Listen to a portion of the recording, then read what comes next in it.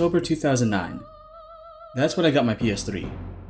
While everyone else was clamoring over Uncharted 2, I bought mine off a coworker to get a game I've been hyped over since seeing its trailer.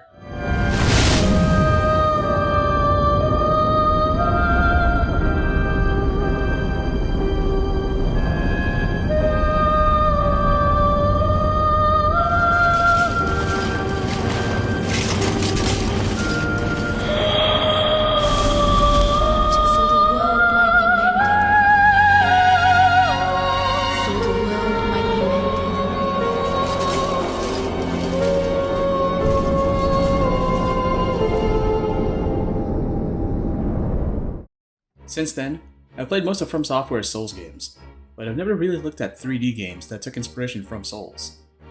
When I saw trailers for Soulstice, it piqued my interest in a way that other Souls-likes didn't. Maybe it was something about the game's look, maybe it was how the game's combat felt like it was a faster pace than the standard FromSoft dungeon crawler, maybe I liked the idea of taking Guts from Berserk and letting him try out the Impossible Burger. Soulstice is a demo, and I tried it out. It didn't reveal much in terms of plot, but I know what kind of game Soulstice really is. Now that I got a better idea of what I'm looking at, I want to give my first impressions before the game drops later this month.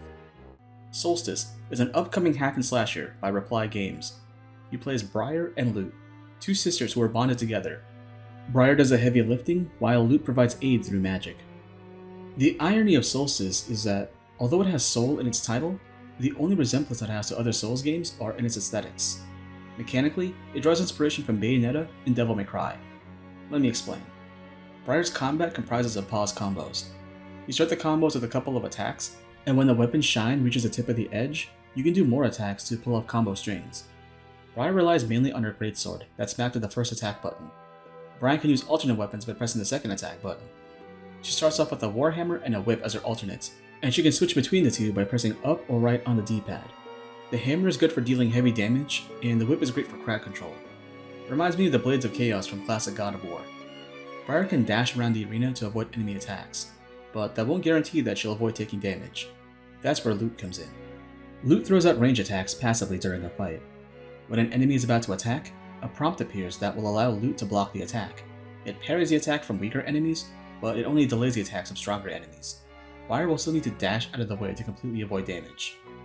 It's a little off-putting initially because I expected Briar to perform some animation to parry the attack, but Lute can block the attack while Briar is still moving.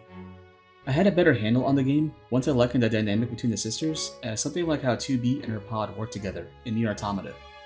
During combat, a hit counter on the top of the screen keeps track of your every input.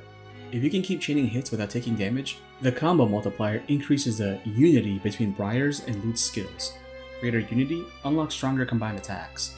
At the end of every fight, you're graded based on your combos, time spent in combat, and damage taken. If any of this looks familiar, that's because it's virtually the same rubric that Bayonetta uses for grading combat. Having Platinum as the second highest ranking is a cute touch. When you're not fighting, you're exploring the world. The first thing I noticed at the start of the demo was how the camera didn't operate like a standard Souls game, which is just a standard third-person camera. Instead, it uses a modified fixed camera system, where it focuses on a specific angle and allows some play with the right stick. When you reach a spot that's at the edge of the camera's range, the game cuts away to another camera angle. Initially, I thought the limited camera movement was another God of War inspiration, and it could be for the wide open areas, but the constant cutting away in the interior sections resembled a game that had survival horror roots, like early Devil May Cry. That and the prevalence of red and blue crystals in the game. Enemies will drop crystals on death, and some areas are blocked off by crystals. You need to destroy them to progress, but you can't rely solely on Briar's brute strength to make a dent. Lute needs to activate either a blue field or a red field to destroy the corresponding crystal cluster. If that reminds you of another DMC title, then you're not wrong. Color-coded enemies will start to appear in combat, and you need to manage Lute's magic when fighting them, or else she'll temporarily dissipate, and you'll have to wait for her to recharge in order to activate the field again, or to even block attacks. Also, Briar has a stinger attack, but it uses a double tapping forward input from the DMC reboot, rather than the standard input. At certain points in the level, a priest appears to provide aid. Now, you'd be forgiven if you thought he was the bonfire equivalent in the game, but this isn't the Souls-like in the classic sense. Think of him more as like a divinity statue in DMC, or as Rodan in Bayonetta. He lets you purchase skills for Briar and Lute, in exchange for the crystals you collect in combat. Briar's skills are pretty straightforward, but Lute's can branch off in all kinds of directions. Some skills increase your combat capabilities, and some increase your defensive options. Some might even increase the types of fields you can generate. At some points in the level, Briar and Lute can detect echoes. These are moments preserved in time that the sisters can investigate to understand what happened to a given area. It's the game's conceit for exposition. And this might be off-putting for Souls heads who expect a story to be doled out through NPC chatter and item descriptions, but again, this isn't the conventional Souls-like. Soldiers, the next one of you who speaks will be flogged. The one after that will be hung. The one after that, quartered. Have I made myself clear?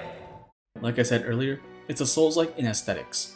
I'm pretty sure the starting area in the demo is a deliberate allusion to Boletaria Castle in Demon Souls. I don't know for sure if there will be a bonfire equivalent, but it doesn't feel like the areas are meant to be replayed over repeatedly. The demo ends with a boss fight, and this is where I started to have some issues with the combat. The boss likes to jump around in the arena, and I'm not sure whether Briar has any options to close in on an enemy. It took me until 2/3 into the fight to remember that I could stinger towards the boss, but it only has a limited distance. It didn't help that the boss needs to spawn in ads to distract you while carrying on with its BS. Then I started doing another attack where it spawned Naruto clones that would just do pulse attacks that you had to destroy. I did the fight again and got a better understanding of how the boss works, but I also ate way more shit from one of its attacks on my second run.